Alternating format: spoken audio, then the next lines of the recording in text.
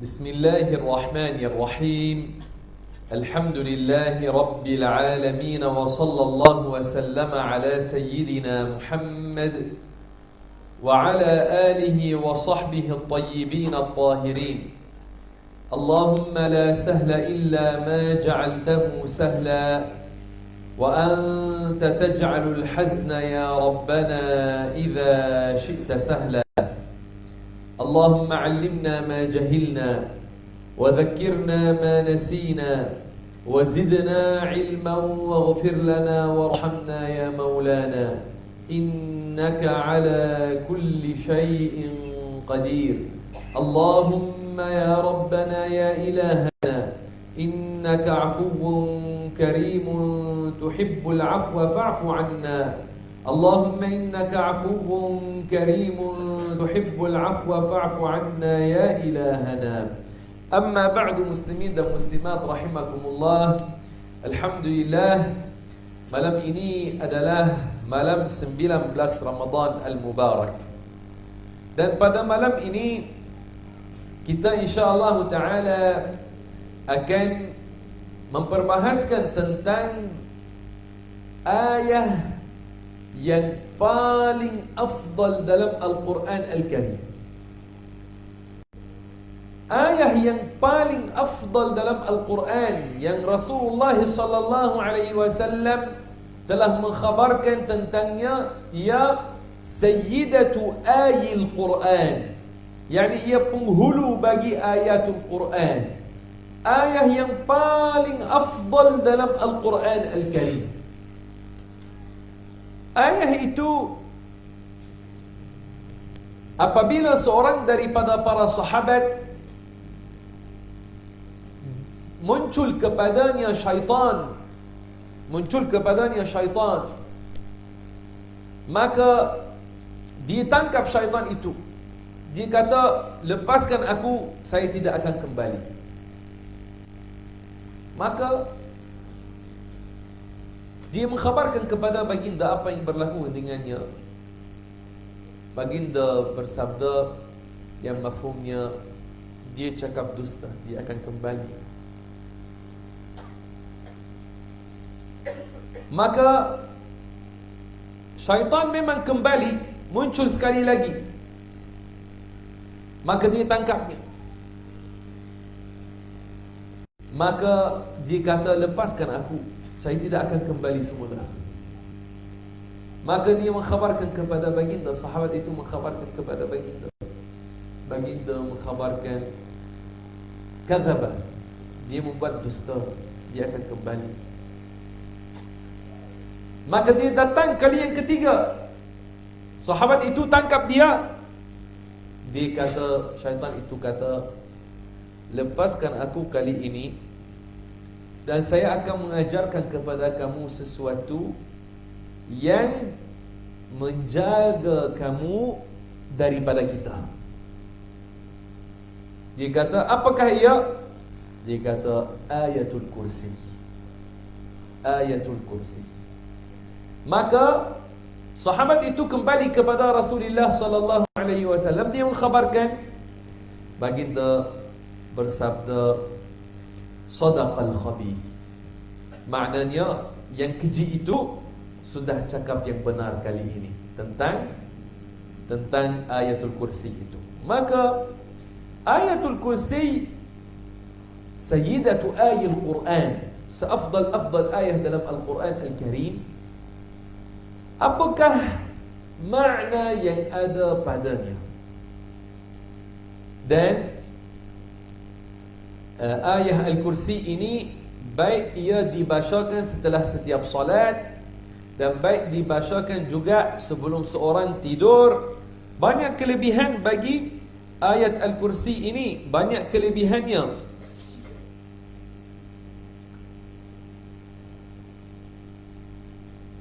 Dan telah warid dalam hadis bahawasanya barang siapa yang membaca ayatul kursi setelah setiap salat yang difardukan, maka tidak menghalangnya daripada masuk syurga melainkan mati. Maka ayat ini yang ia daripada surat Al-Baqarah. Allah Ta'ala berfirman padanya, Allahu la ilaha illa huwal hayyul qayyum. Allah, nama Allah Subhanahu wa Ta'ala, dan makna nama Allah yang bersifat dengan ketuhanan. Dan ketuhanan kuasa ke atas mencipta. Kalau orang tanya kepada kita, apa makna nama Tuhan? Nama Tuhan kita namanya Allah. Kalau orang kata, apakah makna nama Tuhan ini? Kita kata, maknanya yang bersifat dengan ketuhanan. Dan ketuhanan adalah kuasa ke atas mencipta. Tiada yang mencipta dengan makna mengeluarkan daripada tiada kepada ada, melainkan Allah Subhanahu wa Ta'ala. La ilaha illahu, tiada Tuhan melainkan Dia, Allah. Maka Allah Subhanahu wa Ta'ala, hanya Dia Tuhan, hanya Dia yang berhak disembah, hanya Dia Maha Pencipta, tiada yang menciptakan dengan makna mengeluarkan daripada tiada kepada ada, melainkan Dia. La ilaha illallah, kata Imam Abdul Hasan Al-Ash'ari, maknanya tiada pencipta melainkan Allah. Tiada yang mengeluarkan daripada tiada kepada ada, melainkan Allah. Dan ini membawa kepada tiada yang berhak disembah melainkan Allah Subhanahu wa Ta'ala.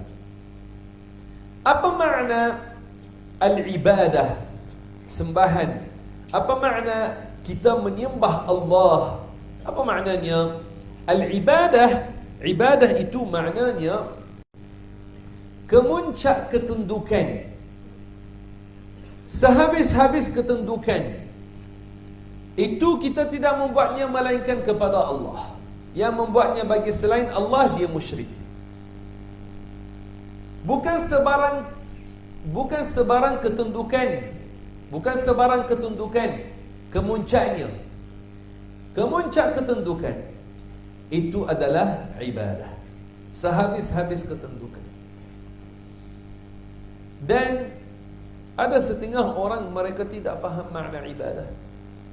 Jadi mereka tuhmah orang Islam dengan syirik dan menyembah selain Allah kerana setengah perbuatan yang mereka melakukan,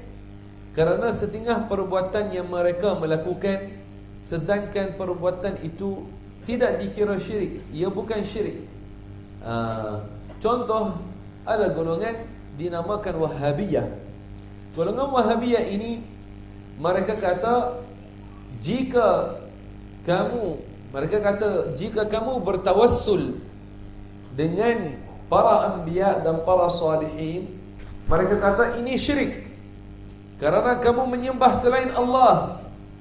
Kita kata tawassul itu apa yang ada padanya? Apa yang ada pada tawassul?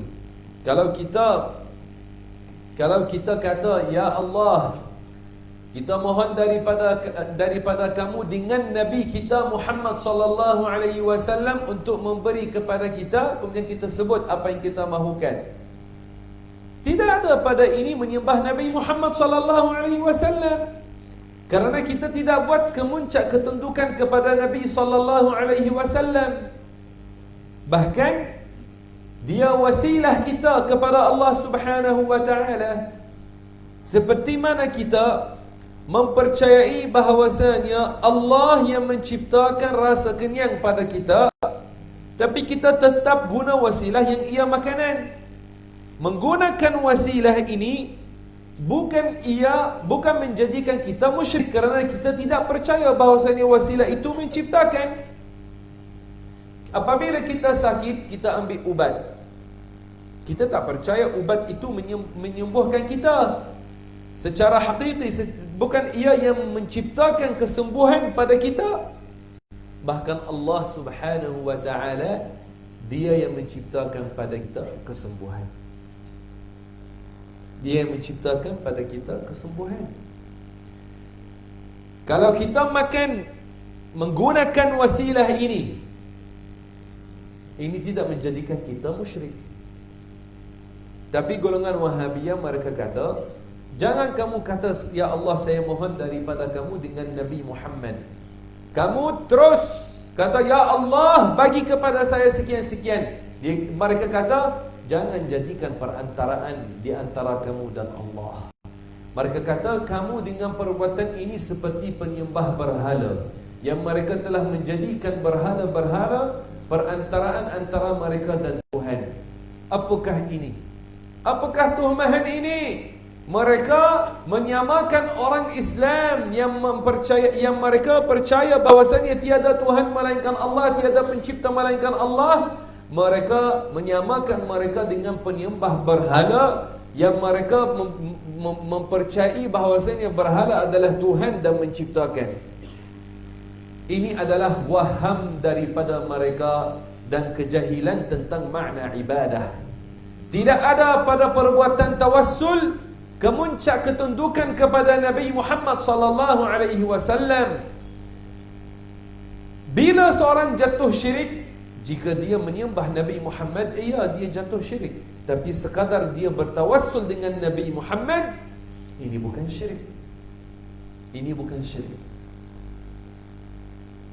Kita kata kepada orang yang cakap seperti itu, kenapa kamu apabila lapar, kamu terus ambil makanan, ayam, daging, roti, macam-macam, nasi? Kenapa kamu tidak kata sahaja, ya Allah, jadikan aku rasa kenyang? Tetap kamu guna wasilah, tetap kamu guna sebab. Kenapa? Kalau orang kata kepadanya, kenapa menjadikan perantaraan antara kamu dan Allah? Kenapa kamu kena guna makanan? Bukankah Allah Maha berkuasa ke atas menjadikan kamu rasa kenyang tanpa makan apa-apa? Allah Maha berkuasa ke atas setiap sesuatu. Kenapa kamu tetap menggunakan makanan? Dia kata karena Allah menjadikan alam ini atas keadaan ini ada sebab, ada natijah. Asbab wa musabbabat. Ada sebab, ada natijah. Kita kata kita juga tidak percaya Nabi Muhammad menciptakan. Kita percaya Nabi Muhammad sallallahu alaihi wasallam bukan dia pencipta, dia sebab. Allah yang menciptakan segala sesuatu. Kenapa perbuatan kamu tidak kiranya syirik, perbuatan kita kamu kiranya syirik dan menghalalkan darah kita? Sangat bahaya. Ini kita belum lagi masuk bincang dengan dia tentang dalil tawassul. Adapun dalil tawassul, dalil keharusan bertawassul dengan Rasulullah sallallahu alaihi wasallam, maka itu adalah hadis sahih yang diriwayatkan oleh At-Tabarani dalam dua kitab, Al-Mu'jam Al-Kabir wal Mu'jam As-Saghir. Apakah hadis itu? Hadis itu adalah telah diriwayatkan oleh At-Tabarani bahawasanya seorang lelaki datang kepada seorang daripada para sahabat, namanya Uthman ibn Hunayf. Uthman ibn Hunayf. Dia kata, ini pada zaman khilafah, pemerintahan Sayyiduna Uthman ibn Affan. Ada dua sahabat, seorang namanya Uthman ibn Hunayf, seorang namanya Uthman ibn Affan. Seorang lelaki datang kepada Uthman ibn Hunayf pada zaman pemerintahan khilafah Uthman ibn Affan. Dia kata kepadanya, saya ada hajat, mahu berjumpa dengan Khalifah Uthman ibn Affan, tetapi saya tidak dapat sampai kepadanya. Dia tidak berjumpa dengan saya. Maka Uthman ibn Hunayf dia kata kepadanya, itil mida'ah, pergi ke tempat wudu, thumma tawadda, buat wudu, kemudian buat salat 2 rakaat. Kemudian kamu baca doa ini. Allahumma inni as'aluka wa atawajjahu ilaika binabiyyika Muhammad nabiyyir rahmah ya Muhammad inni atawajjahu bika ila rabbi fi hajati lituqdali. Mafhumnya, ya Allah, saya mohon daripada kamu dengan Nabi kamu Muhammad, Nabi Rahmat. Wahai Muhammad, saya mohon daripada Allah dengan kamu supaya saya dapat hajatku. Kemudian Uthman ibn Hunayf kata, jom pergi, kita pergi sama. Mereka bertolak. Jadi lelaki itu dia pergi balik, buat apa yang Uthman ibn Hunayf ajarkan kepada dia. Kemudian dia, tanpa Uthman ibn Hunayf, dia pergi ke pintu rumah Uthman ibn Affan. Apabila sampai depan pintu, penjaga pintu terus pegang tangannya, masukkannya terus kepada bilik Uthman. Dia duduk bersama ni terus. Maka Uthman kata kepadanya, "Ma dzakartu hajataka hatta kanat as-sa'ah." Saya tidak dapat nak tengok pada hajat kamu melainkan sekarang. Maknanya saya terlalu sibuk dengan menguruskan hal umat Islam. Kemudian dia bagi tahu apakah hajatnya. Uthman tunaikan hajat kepada dia. Habis keluar, berjumpa semula dengan Uthman ibn Hunayf yang mengajarkan kepadanya doa. Terus apabila berjumpa dia kata, barakallahu fiik, semoga Allah memberkati kamu. Dia tak melihat pada hajatku, melainkan setelah kamu bercakap dengan dia. Kata Uthman ibn Hunayf, wallahi ma kallamtu, demi Allah saya tak bercakap dengan dia apa tentang kamu. Tetapi saya menyaksikan Rasulullah sallallahu alaihi wasallam ketika datang kepadanya seorang lelaki yang buta dan dia mengadu kepadanya keadaannya, maka baginda bersabda yang mafhumnya, jika kamu mahu, kamu bersabar atau saya membuat doa bagi kamu. Maka kata lelaki itu, ya Rasulullah, innahu syaqqa alayya dhahabu basari wa laysa li qa'id. Ya Rasulullah, sudah susah bagi aku keadaan ini, tidak ada yang membawa saya untuk dapat hajatku sini sana. Yani dia tak ada orang yang membawanya ke pasar, membawanya ke masjid, tak ada orang berkhidmat kepada dia. Maka baginda sallallahu alaihi wasallam bersabda kepadanya, itil midah, pergi ke tempat wudu. Dan dia mengajarkannya untuk membuat solat 2 rakaat dan dia baca doa itu. Doa yang mana? Sama dengan yang diajar oleh Uthman ibn Hunayf kepada lelaki yang mahu berjumpa dengan Uthman ibn Affan. Kata Uthman ibn Affan, maka lelaki itu keluar. Dia keluar untuk dia buat apa yang Rasulullah mengajarkan. Kata beliau, fa wallahi, demi Allah, ma tafarraqna, kami belum bersurai, wala tala minal majlis, majlis kita tidak berlalu masa yang panjang, kita masih lagi dalam majlis yang sama bersama Rasulullah sallallahu alaihi wasallam.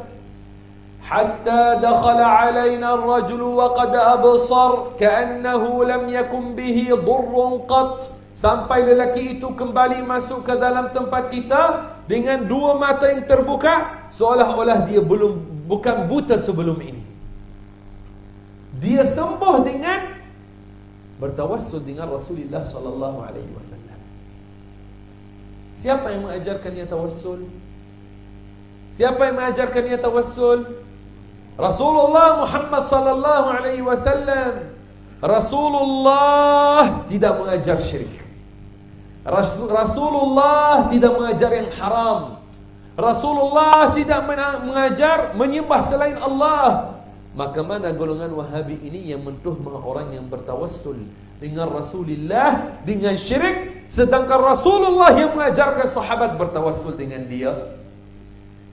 Kemudian muncul setengah orang macam itu dengan kejahilan, mereka kata Terus kerana mereka ini terkejut dengan kekuatan dalil ahli sunnah wal jamaah, jadi mereka tak ada jawapan. Mereka terus kata hadis tak sahih.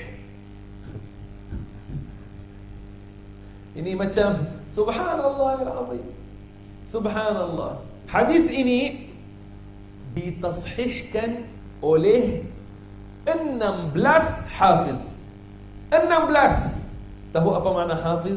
Hafiz maknanya sekurang-kurangnya hafal 100,000, dia hafal 35,000 hadis dengan sanad yang bersambung. Ini sekurang-kurangnya. Biasanya kebanyakan hafiz hafal 100,000 ke atas. Kebanyakan hafiz macam itu. Antara yang mentashihkannya Al-Hafiz At-Tabarani, yang dia daripada As-Salaf. Golongan Wahabi selalu kata kita salafi. Ini Hafiz At-Tabarani lahir 260. Macam mana? Siapa yang salaf? Dia atau Ibn Taymiyah? Hafiz At-Tabarani salaf. Ibn Taymiyah bukan daripada As-Salaf. Ibn Taymiyah bukan daripada As-Salaf. Ibn Taymiyah wafat pada kurun yang ke-8 Hijriyah, bukan daripada As-Salaf. Maka mereka ini golongan Wahabiyah kena berhentikan dakwaan diri mereka sebagai Salafiyah, dan di bawah dakwaan ini mereka mengkafirkan umat Islam, mentuhmah umat Islam dengan syirik. Dan kita nak kata satu perkara, kita di negeri Selangor setiap Jumaat, khatib-khatib kita satu negeri, khatib-khatib kita dalam teks khutbah yang rasmi, dia baca, semua khatib baca Allahumma inna nas'aluka wa natawassalu ilaika binabiyyika al-amin. Apa maknanya? Yang ya Allah, kami bertawassul kepada kamu dengan Nabi kamu al-Amin Muhammad sallallahu alaihi wasallam. Kalau Wahabi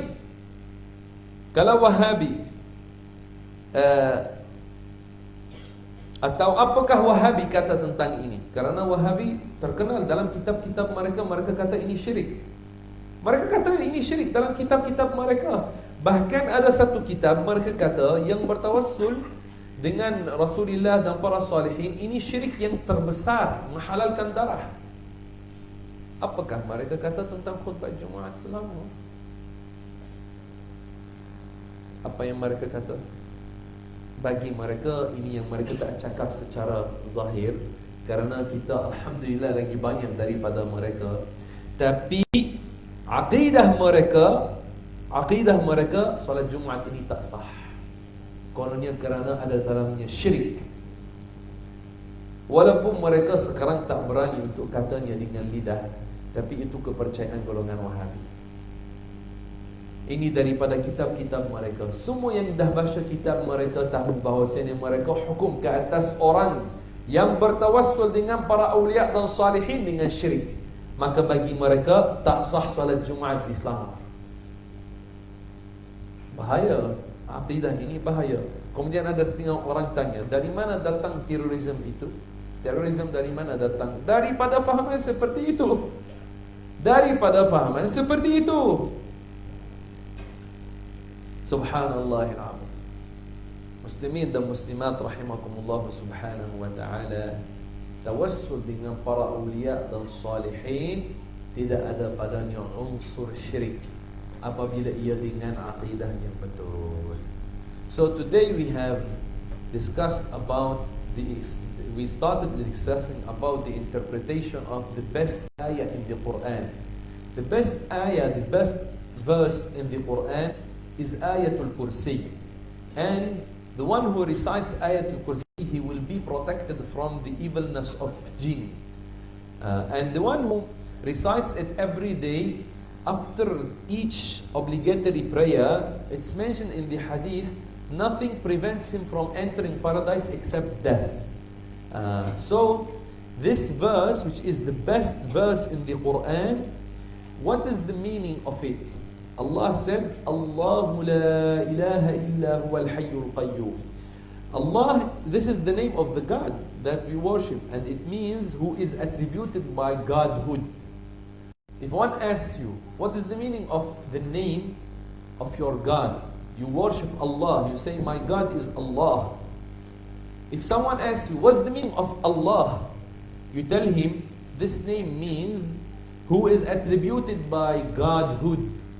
And Godhood is power over creating. Power over creating, bringing from non-existence to existence. This is the meaning of Godhood. No one creates in a meaning of bringing from non-existence to existence except Allah subhanahu wa ta'ala. La ilaha illahu, no one is God except Him, Allah subhanahu wa ta'ala. Only Him creates in a meaning of bringing from non-existence to existence. No one deserves to be worshipped except Him. What is the meaning of worshipping here? Worship means the ultimate humbleness and submission. The ultimate humbleness and submission. This is the meaning of ibadah. This is the meaning of worship. So whoever makes the ultimate humbleness and submission to other than Allah, he associates partners to Allah. Wal-'iyadhu billah. So this is the meaning of La ilaha illallah. Now we find some people, they claim they don't understand the meaning of ibadah correctly, and they claim that making tawassul by the Prophet, which is asking Allah by His Prophet, to say, oh Allah, I ask you by your Prophet Muhammad sallallahu alayhi wasallam to grant me, then you mention, what do you want? They claim that this is shirk, and actually it's named tawassul. It is not shirk, because we don't believe that the Prophet creates anything. We believe that Allah is the creator of everything. Allah is the creator of everything. And as if when we eat food or when we use medicine, we don't believe that medicine and food creates for us benefits. We believe that Allah is the creator, but food and medicine are reasons. Allah is the creator of everything. Also, we don't believe that Prophet Muhammad is the creator. In addition to that, the Prophet, he himself, he taught one blind man to make tawassul. He taught him one dua contains tawassul. After he did that, he was cured. He was cured. He returned back with two open eyes when he made tawassul by the Prophet sallallahu alaihi wasallam. And this hadith is an authentic hadith. So those who are named Wahhabis, they judge Muslims who make tawassul by blasphemy and kufr just because they make tawassul by the Prophet. They did not understand correctly the meaning of ibadah, the meaning of worship. Maka malam ini sampai sini pada malam ini, dan insyaallah taala kita akan sambung syarahan, tafsiran dan tadabbur tentang ayat Al-Kursi pada esok. InsyaAllah ta'ala kita sambung ayat yang paling afdal dalam Al-Quran Al-Karim. Barakallahu fikum, jazakumullahu khairan, wallahu a'lam wa ahkam. Jangan lupa niat puasa untuk esok. Alhamdulillahi Rabbil Alamin, wassalatu wassalamu ala Sayyidina Muhammadin wa ala alihi wa sahbihi at-tayyibin at-tahirin. Allahumma ighfir lana warhamna, Allahumma innaka afuwwun karim, tuhibbul afwa fa'fu anna, waghfir lana waj'alna minas salihin. اللهم ارزقنا رؤية ليلة القدر ومكننا من الدعاء فيها ومن قيامها. اللهم توفنا وأنت راض عنا. وصلى الله وسلم على سيدنا محمد وعلى آله وصحبه الطيبين الطاهرين.